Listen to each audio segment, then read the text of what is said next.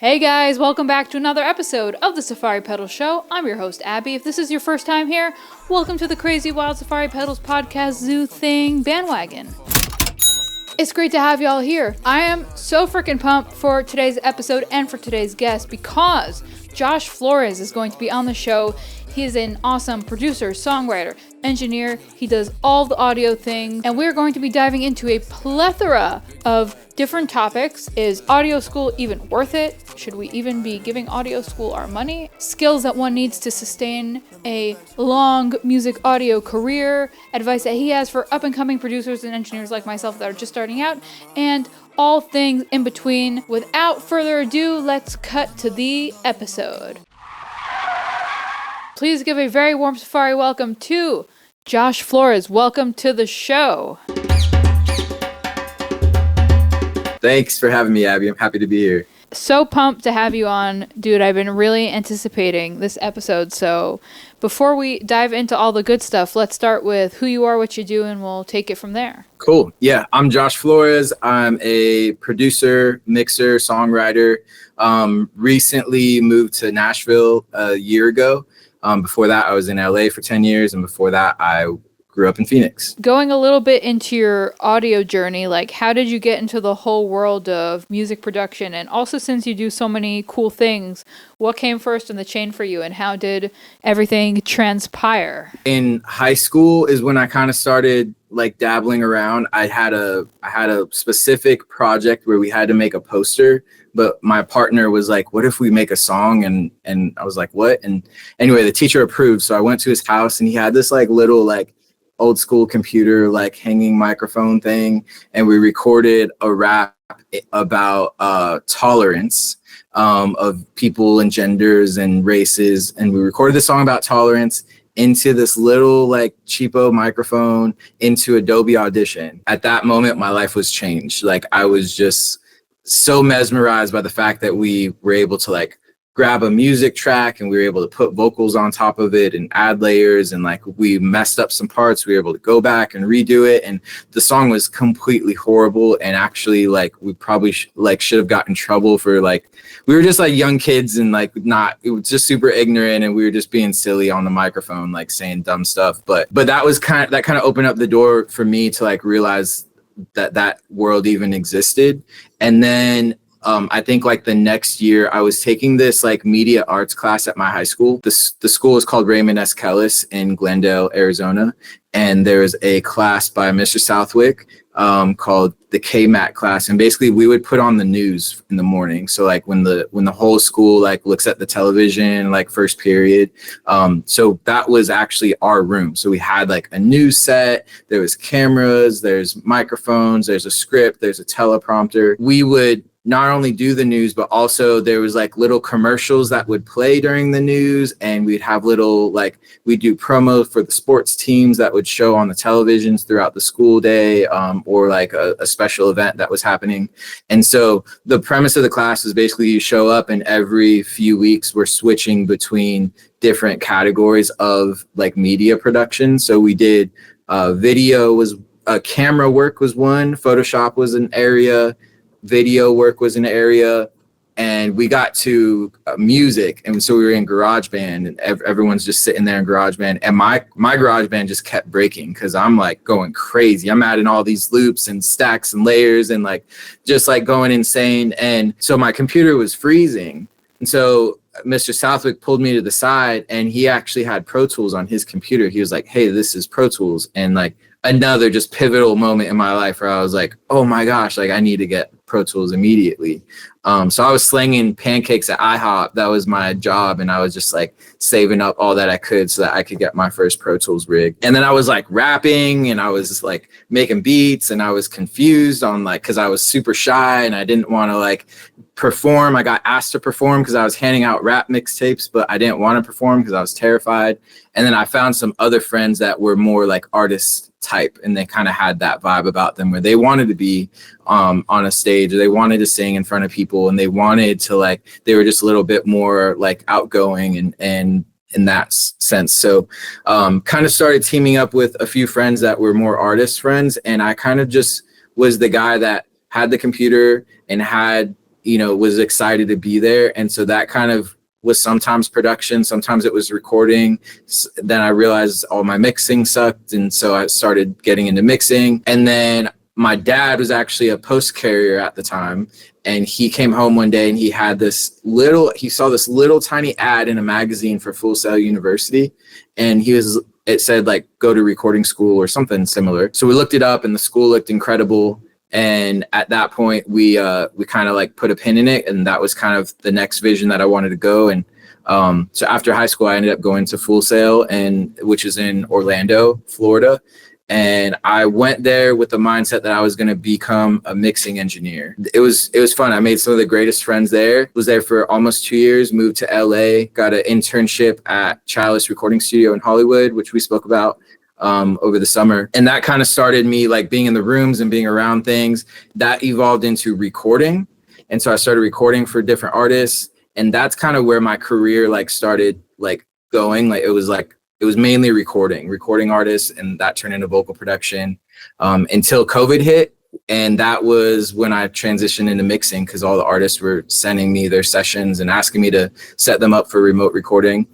And now it's just kind of this like chameleon of a like job that I have, where I just am kind of asked to show up. It's more of like a producer role, but it doesn't mean I'm always making the beat. Sometimes it means I'm calling a producer friend or I'm bringing a musician. It's more so like song based. So we listen, like the artists I'm working with are bringing me their music, and we're kind of seeing where we're at with it. And I'm producing it in the way of like, what does this song need next? Does it need live drums? Do we need, trap drums from a producer friend?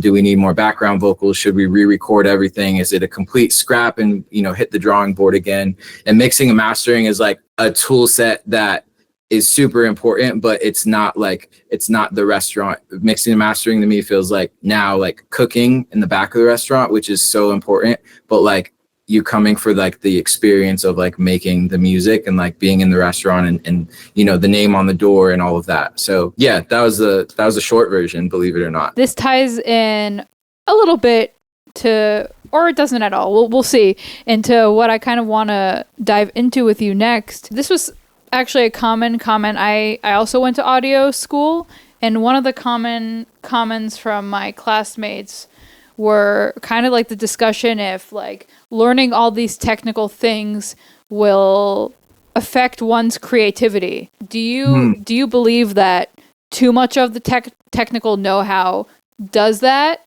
whether it's like subconscious or not, which is part of the school debate? And you personally, since you do a mix of both, like how do you balance the technical and creative aspects? That's great. I've been crippled by technical things, because like as an engineer, like coming up in that space, like I'm excited about a compressor and a new microphone and like what board are we on today.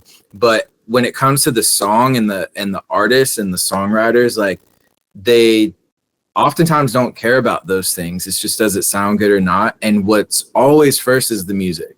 So like I have an example recently, like a session I did a couple months ago, got with an artist and two writers for the first time out in Nashville, and we're working and I'm producing. So like I'm like, my back is to them. I'm at the desk, I'm like cooking up, and I'm stressing because we have this vibe and they're writing a song and they were really happy, but I'm stressed because I can't find the next sound to add. I know it needs something, but like I don't want to pause the music, and like I'm like digging for stuff and like everything I'm playing is whack, and like I'm just like feeling kind of flustered. I turn around for a quick second and they're dancing like we're in the nightclub.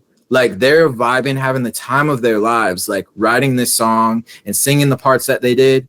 And I'm just like, like I'm too inside of this thing. Need to pull back because like nobody cares what plugin I put on this and whatever. Like it's just like, does it feel good or not? So what I did for me to answer like how do I deal with that? This writing camp I just did, I actually got an extra long Thunderbolt 3 cable, and I plugged that into my Apollo that was at the desk, and I turned around and I was facing the room the entire time. So like I'm in the circle with the writers, in the circle with the other producers that are coming in and the artists. And it's like I'm in this moment that we're having together. And it just kind of helps you like really stay tuned into the vibe and what's happening and what's most important. I can get lost in the details later if you know, when time calls for it. I think also there's a point in your journey. I think those details are so important and you should be super dialed in. And then there's like a certain point where you know enough to do the job now. Like you're probably not going to distort a vocal now because you know what that sounds like and you know how to avoid that thing. So like now just record the song. And like, you don't need to be super like laser focused on like, am I at -6 on the, you know, the every single vocal line that I'm recording? Like, yeah, that's what I've recently done to kind of combat that. And like, I think my creative friends, I'm usually the more technical person in the room. So my creative friends know like, yo, like Josh, I need you to sit with me by the piano and not be doing like nerdy, you know, drum editing right now. Like we're working on this part. And so like, being around people who understand you and who you feel open with, like, yo, like this is what I do in the studio. This is how I operate. This is what excites me. I get kind of lost in this sometimes, whatever. And when you find people that are like, everything you just said are my favorite things about you. Like, let's rock and make music. Like that's such a good environment where you can kind of keep each other in check. Sometimes I got to keep the producers in check, or I got to keep the writers not in check, but I'm just like, I'm checking for vibes in the room and making sure everything's flowing well. And so if a producer's stuck on a sound, I'll just be like, yo, bro, let's just skip on. And because the writing is happening or the artist is like vibing and we're stopping that vibe. So yeah, that's what I feel about that. I love that. And I want to highlight one thing that stuck out to me from what you said. And I think this is like underrated skill, is like also something for everyone and myself to hone in on, is like one's ability, like you said, to read the vibes, to read the room, y'all. That's like the secret sauce of pulling off this like crazy awesome operation. So that kind of popped out, like, and made me evaluate, okay, like how are my vibe reading room skills? Maybe we got to check in with that and be like a little extra aware. Yeah. And remember what we're working on. We're working on a song. We're working on music. And so I think the cool thing about the internet now is like, we can have a brand and we can show all the things, and like every category of the jobs have our own ecosystem. So like engineers and mixers, like there's this whole world that you could just live in. Like I know all my favorite mixers and like what speakers they have, and like we're all posting plugins and like all of this and that. We're working on the song itself. And so that stuff seems like rocket science. Like to some of my artist friends, they're like, what are you talking about, bro? And I catch myself sometimes. I get excited and like, oh yeah, I did this thing and yada yada yada, and they're like, what? So yeah, it's about the song, the music first. Yeah, I love how you said like before, like that the artists and the writers, like they don't care about like what compressor, like if it's like an LA2A or an 1176, it's like as long as like we as producers or other technical people are not ruining their song in front of their eyes, like let's keep the vibes vibing. Yes, I love that. Sometimes I find myself not doing much because the session's going so well that like I'm just enjoying the vibe. Like why am I gonna like, you know, get super deep in it? Like it feels like it's almost like a show. Like when you watch a session going on and there's musicians going and there's singers, melodies are flying and lyrics are happening and like conversations, it's like being at a free concert but sitting on stage with everyone jamming. Like it's so fun. This show in general is centered around, like I said before, being up and coming, starting out. Do you have any pieces of maybe more specific advice for new engineers, new producers who are just getting their audio career bandwagon on? Yeah, making friends with like people that are like at your level. Because I think there's like a misconception when people are starting that like we just got to make it. Like we're waiting for that like opportunity where we make it, we get pulled up. But like the people around us that are in different areas, like if you're the engineer, like finding a producer, finding a musician, finding a singer, finding someone who is passionate about those things and are kind of at the same space in their journey, 5 years from now, 10 years from now, those are the people I'm calling right now, where I'm like, hey, could you help me with this thing? Hey, like, you work at this place, right? Like, do you guys need anything? You know, like those friends and those relationships that you can make now and start making now and start focusing on now are so valuable. And if we're talking about longevity of a career, which I think that's what the goal for everyone is, like, no one wants to, you know, just have a year where we did really good and killed it and then it fades off. Like, we all want to do this continuing forward. So I'd say it's all about people. It's not about like what we're working on, but who we're working with. And so there's been lots of sessions where I've been in the room and sometimes I was so dialed in because I had to be. There's, you know, fires I'm putting out, the computer's crashing, like there's, you know, fan noises going on and there's static and there's like corrupted like Pro Tool sessions, like just like sometimes there's so much going on and like artists everywhere and musicians, and sometimes there's egos that get in the way. So I've definitely been in situations where I wasn't able to actually sit with and like really focus on the people because I was hired for that job to be that guy that puts out the fires and make sure everything, you know, make sure the spaceship is going. And those are some sessions that I look back on. I'm like, man, I wish I got to spend more time with, like, the vibes were good and everyone's always been really friendly with me and I've made great friends, but those are the moments, like, those are the special moments. Like, we're going to look back on and like, I'll tell my family, like, yeah, I worked with this person. And I want to like remember not just that I was there and that I was like freaking out because the session was intense. I want to remember like spending time having a conversation with someone and, you know, feeling like we have a person to person connection. Like, so that's kind of where I'm at. I think in retrospect of my career, like, if I wish someone told me that early on, because I was just so focused on like being so good at what I do. You don't actually have to be that good. You actually just have to be like someone that people want to hang out with, to be honest. And you got to be the most qualified out of that group of people. And then it's our responsibility to be good at the thing, right? Like if someone's going to pull us in, then study up if you need to study up, get faster if you need to get faster. But that's what I would say about getting started. So many great pieces of advice in what you said. What you said about reaching out rather than reaching up, I especially love that because of like the whole starting out theme. And I forgot who said, it was a teacher in audio school that said, like, also kind of like you said, you don't know among like the artist friends that you're meeting at your level, like artists come and go, like there's always going to be new people on the come up. So like do the journey with someone, like you said, rather than trying to like hope that you get pulled up. Cause like there are people now that are going to be there in the 5 to 10 years. So that tied in with everything you said, like so many gems. Yeah, it's like something that I think I don't think they really talked to me much about that in audio school, if I'm keeping it real. Like, it was really, at that time they were really pushing like, you're gonna come out of here and you're gonna like eat shit for 3 years, like in the studio, and you're gonna clean toilets. It was like it was the reality of what you would have to do if you went that studio route.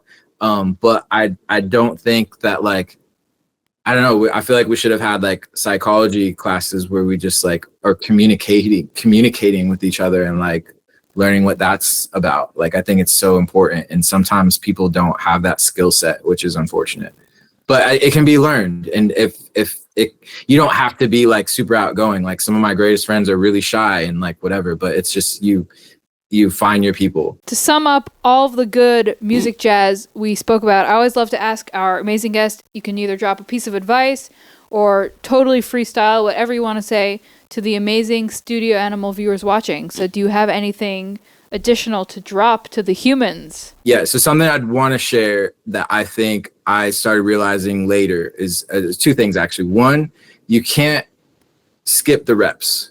So if you want to get good at anything, like, you just have to do it over and over again. And that's going to mean a mix over and over again, recording, sessions over and over again, playing the guitar over and over again. You can't skip it. There is no cheat code. So even though you're going to pull up YouTube and it's going to say, this is how you can make $10,000 a day, 2-day mixing, there's no cheat code. You just have to do it. Also, as you're coming up, try to identify the like quality of music and your taste of music, and build a portfolio of things that you are proud of and that you're excited about, and where the talent is a good showcase of like the type of work that you want to do. It could get very, very easy to get sucked into, you know, trying to pay your rent. And so you're just recording Bob the Builder and you're mixing this person, you know, and like the songs aren't good. And so if you can build your portfolio and focus on like, obviously, like you got to come up however, you know, sometimes when you're getting started, you grab what you can. But once you can identify, like building that portfolio is so important and could totally be a trade-off of like doing a mix on the low for a homie, or like showing up to a show so you can play with this artist who's incredible, who is going to expand your palette and your portfolio of things that you do. So yeah, that kind of ties in with the relationship thing, right? Of like, you know, building with your peers and your friends. But yeah, don't just chase the money, like chase the music and chase like your people, and like try to build a portfolio that like shows the type of things you want to work on, because those are the types of things people are going to call you to do. That was great. I'll give a little clap on that one. Such great pieces of advice, and I really appreciate you hopping on and dropping so many gems. Of course, yeah, it's super fun. I'm like enlightened that you consider the words coming out of my mouth gems. Like I'm just happy to be here. I'm still kicking, and yeah, I'm excited for like just this new season, and yeah, thank you for having me. It's super fun. Really mean that, yeah. Nowadays these people are fun. Remember way back, she was love. These bitches sneaky can't cough.